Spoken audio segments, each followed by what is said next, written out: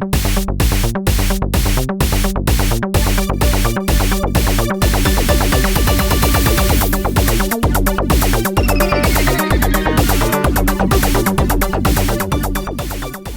to Beyond the Beef, where we not only talk about business problems, we talk about business solutions. So James. Yes, Bob. What's the beef today? The beef again was from another comment. Great. Right? And the person that left the comment said, the company doesn't realize how screwed they'd be if I left. And I gotta tell you, I read the comment, and it's not something I haven't heard in the past. Yeah. Right? I haven't heard people say in the past. Or probably felt, right? Yeah, or felt, yeah, absolutely. My company It's like, doesn't know. they don't know what I'm made of, and how much stuff I've done, and how much knowledge I have in my head, and how much this. Yeah. And that's the beef that I wanted us to chat a little bit about. And I even heard it from a little different perspective, which is not just one personal person, but the company's pissing off everybody.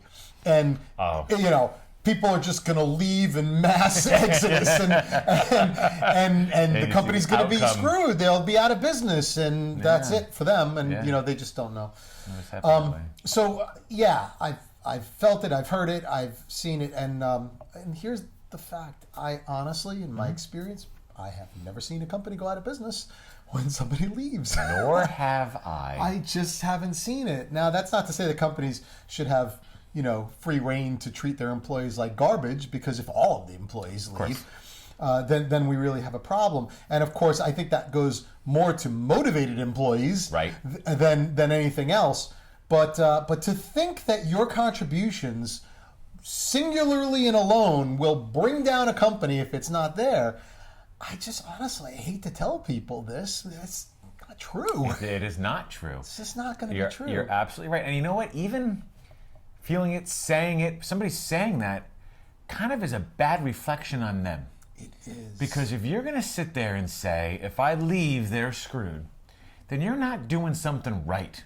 Yeah. Right? You're not either creating the processes in there so that work can go on. Heaven forbid something does happen to you. Right, it's not just exactly, you quitting. yeah. You're not creating those processes of doing that work, or you're not communicating some of the things that need to be done, whether to your team or to your colleagues or whatever.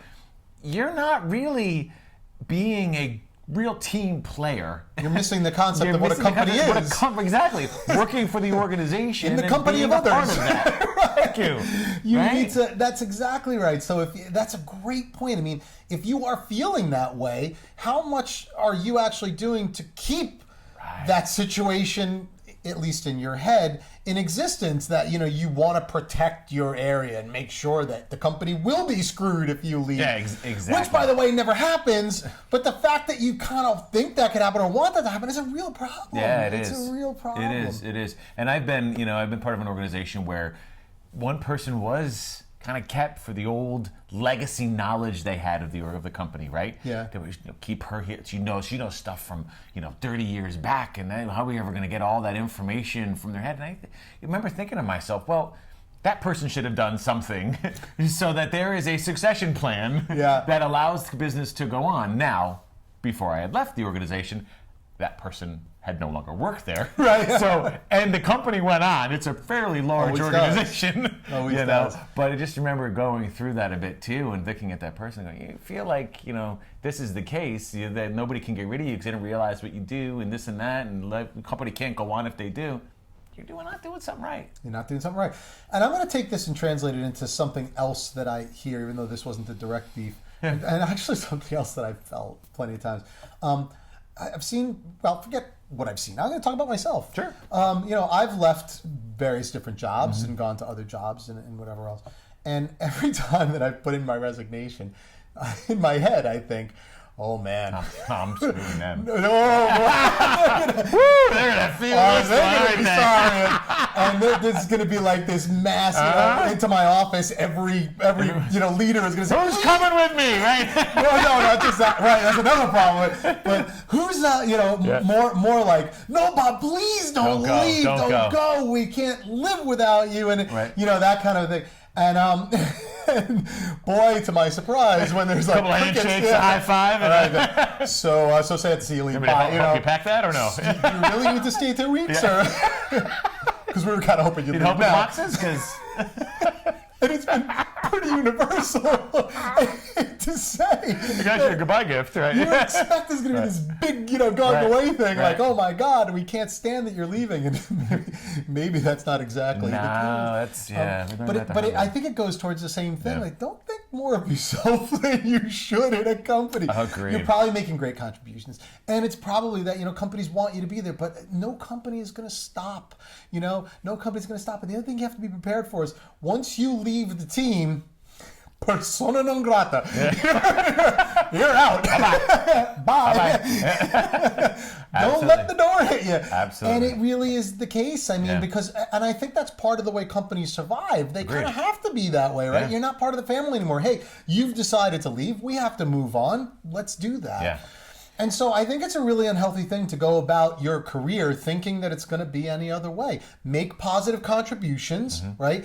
Act as a team. When you're there, everything can be great. But when you've decided that it's no longer time to be together, then you know what? Break up. Yeah. And that's what it's going to be. I couldn't agree with you more. And just real quick again to say, as you're working there, you want to create a succession plan. You want to create a smooth transition because you never know when you leave.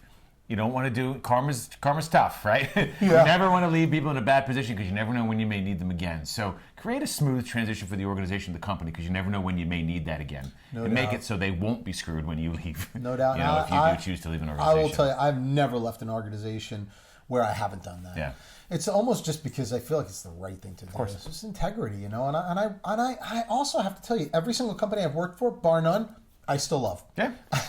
I want nothing but success for those companies. Yeah, I feel the same way about mine. And I've been fortunate enough to continue to work with people from those organizations. many of those organizations. Absolutely. And I think that's a really good thing to have. So don't blow your experience out in your own head. It's not probably, you're not as valuable, not invaluable is the wrong word, but you're not as indispensable as you think that you are. But maintain a good relationship when it is time to kind of move on. And I think those are two really good things that maybe could help that person directly. I hope it does. I hope it does. Good. Well, thank you very much again for joining us today. Please do not forget to subscribe to our channel and leave comments. We'd love to talk about any beefs you have on future episodes. So once again, thanks for joining us on Beyond the Beef. Thank you. Thanks.